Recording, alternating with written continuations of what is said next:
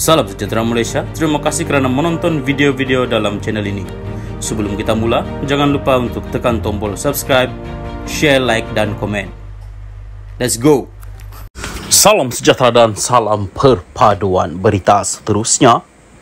Skandal dana negara, SPRM bekukan akaun bank bernilai lebih RM39 juta ringgit. Berita penuh. Akaun bank berjumlah lebih RM39 juta termasuk milik bekas Menteri Kanan, dua ahli perniagaan bergelar Tan Sri dan ahli keluarga mereka telah dibekukan sesulan siasatan penyelewengan dana negara berjumlah anggaran RM2.3 bilion ringgit. Suruhanjaya Pencegahan Rasuah Malaysia SPRM dalam kenyataan hari ini memaklumkan pembekuan itu melibatkan 192 akaun bank, merangkumi 35 akaun syarikat dan 157 akaun individu. Menurut SPRM, mereka turut merakamkan kenyataan dua individu bergelar Tan Sri selain membuat penggeledahan di kediaman serta premis berkaitan melibatkan bekas Menteri Kanan dan ahli perniagaan pada Rabu lalu. Kesemua mereka telah diserahkan notis mengikut Seksyen 36 Akta SPRM 2009 dan Seksyen 44 Akta Pencegahan Pengubahan Wang Haram, Pencegahan Pembiayaan Keganasan dan Hasil daripada Aktiviti Haram 2001 bagi tindakan tersebut. Susulan itu, beberapa dokumen berkaitan kes telah diperolehi, kata SPRM yang kini giat memperoleh maklumat dalam siasatan berhubung dakwaan penyelewengan dana negara itu. Pada 19 Mei lepas, seorang bekas Menteri Kanan dan seorang tokoh perniagaan bergelar Tan Sri dilaporkan disiasat SPRM mengikut berhubung penyelewengan dana negara bernilai lebih RM2.3 bilion. Sumber berkata, siasatan itu adalah kesinambungan dan lanjutan daripada pendedahan dokumen sulit oleh International Consortium of Investigative Journalists ICIJ berhubung transaksi yang disyaki berlaku di beberapa pusat kewangan luar pesisir.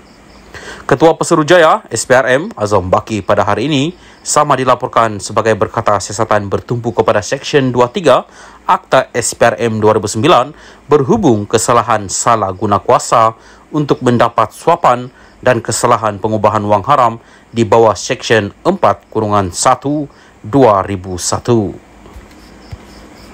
Salam sejahtera dan salam perpaduan kepada seluruh rakyat Malaysia. Berita panas hari ini bertajuk Jolo bawa tahanan rumah di Shanghai, Bradley Hope. Berita penuh. Bradley Hope, pengarang bersama buku terlaris mengenai skandal 1MDB itu, menolak andaian bahawa ahli perniagaan Malaysia yang menjadi buruan dan pelarian Low Tech Joe atau Jolo kini berada di Macau. Jolo banyak berada di Macau dari 2015 hingga 2018 serta di Hong Kong, Shenzhen dan Thailand, tetapi selepas kekalahan bekas Perdana Menteri Najib Razak pada pilihan raya tahun lalu, pergerakannya lebih terlihat di tanah besar. Kami di Whale Hunting percaya dia berada di bawah tahanan rumah di Shanghai, Chiap Hope di Twitter. Dia mendakwa China telah menahan Law susulan rundingan dengan Malaysia. Ini juga kerana penaungannya dalam perkhidmatan pengintip Sun Lee Jun telah ditangkap dan rakan niaga di CCC digulingkan. Dia berubah daripada aset resikan menjadi liability selepas Najib diundi keluar, kata Hope. Bersama Tom Reed, Hope adalah pengarang bersama buku paling laris Billion Dollar Whale dan Blood and Oil. Dia juga adalah finalis bagi hadiah Pulitzer dan pernah menjadi wartawan Wall Street Journal. Hope membuat caipan demikian ketika mengulas laporan yang memetik SPRM sebagai berkata, Suruhanjaya itu percaya bahawa ahli perniagaan yang dikehendaki Malaysia itu sedang bersembunyi di Macau. Menurut laporan Al Jazeera, SPRM dipetik dalam jawapan bertulis sebagai berkata bahawa ini disahkan oleh beberapa individu yang pernah melihat Law di Macau. SPRM percaya individu yang dikehendaki untuk 1MDB, terutamanya Jolo, sedang bersembunyi di Macau, kata rangkaian berita yang berpangkalan di Doha itu. Laporan itu menambah bahawa pendedahan tersebut dibuat selang beberapa minggu selepas penahanan suspek 1MDB yang agak tidak dikenali, Ki Kok Thiam.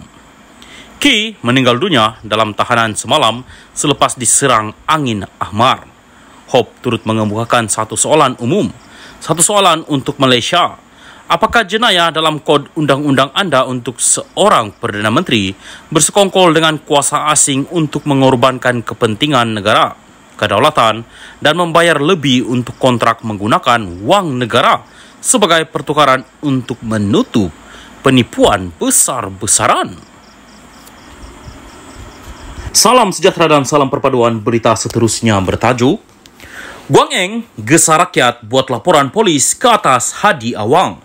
Berita penuh, Lim Guan Eng menggesa rakyat Malaysia supaya beramai-ramai membuat laporan polis terhadap Presiden PAS Abdul Hadi Awang bagi menamatkan politik pecah belah, pelampau dan perkaumannya. Ini kerana kata pengurus sidap itu, jenama politik pemimpin PAS tersebut mengencam perpaduan dan integrasi nasional. Hadi begitu terdesak untuk mengacau, menggugat kestabilan malah memusnahkan kerajaan perpaduan pimpinan Perdana Menteri Anwar Ibrahim sehinggakan dia terus menyasarkan orang bukan Islam dan bukan Melayu secara terbuka. Hadi kini menyalahkan mereka, bukan Melayu, sebagai kumpulan perompak terbesar dan pemberi dan penerima rasuah. Ini mengarut sedangkan rasuah tidak mengenal bangsa dan adalah masalah negara yang dihadapi semua bangsa, katanya dalam satu kenyataan pagi ini. Menurut Lim, Hadi telah mendedahkan kegairahan PAS untuk berkuasa tanpa mempedulikan dakwaannya yang menghasut dan tidak berasas. Dia juga menegaskan bahawa kegagalan kerajaan untuk bertindak terhadap Presiden PAS pada masa lalu telah menjadikan lebih berani. Hadi juga tidak mahu untuk mengulangi berkali-kali pembohongan bahawa minoriti memenangi pilihan raya umum 2022 dengan peratusan keluar mengundi lebih tinggi berbanding Melayu. Sedangkan peratusan Melayu yang keluar mengundi adalah yang tertinggi daripada semua masyarakat, iaitu 79%. Bagaimana orang Islam hilang kuasa sedangkan semua jawatan penting dalam negara dipegang oleh orang Melayu dan orang Islam?